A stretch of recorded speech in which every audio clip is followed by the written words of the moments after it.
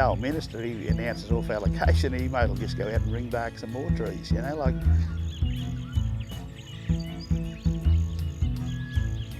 Apparently 40s was a drought period, but if you have a look at how much water come down the river in the 40s compared to what comes down now, there's a hell of a lot more.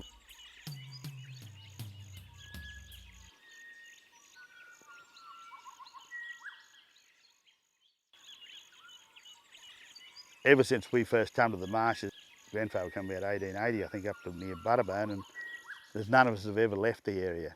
So I don't know what the future generations want to do, but well, you would think they would have a liking to have a life, but the way it is now, it wouldn't support many people, like the marshes doesn't support many people. About in 1989, I was here mustering the cattle, and there was a bit of a fair-sized flood coming through.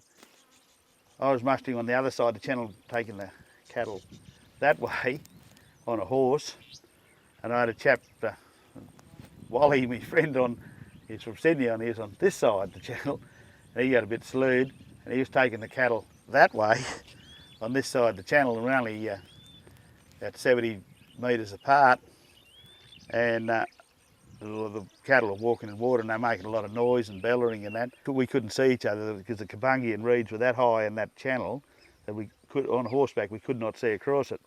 Well, this is used to be water cooch. It's like Gilgai water cooch country.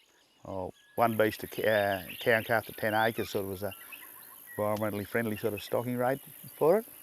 And now it's roly-poly, but you can see across here that there's roly-poly as high as you can get, and but there's nothing underneath it.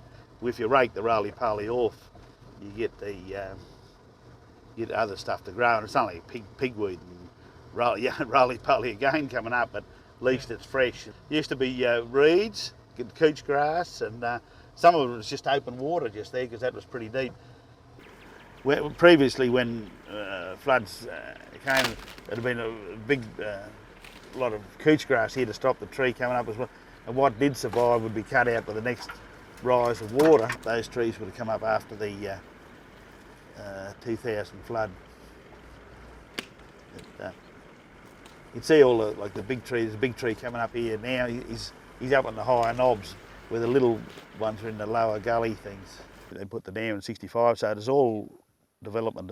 That's what their mentality was, and rightly so. Like, everyone wants to develop things, and they over-allocated this river, and I think they've over-allocated a lot of rivers, but on this river it's just grossly over-allocated. We done a bit of a survey in '96 of the areas when Burrendong was completed, and on the western area there's about 10% of the houses were abandoned by '96, and on the eastern side of the river there's about 15% of the houses. And in the marsh area then about 60% of the houses abandoned by '96. So that sort of, and that's, you know, some of them only had half their place would have been flooded and that, but it just cut their carrying capacity down to Villiers.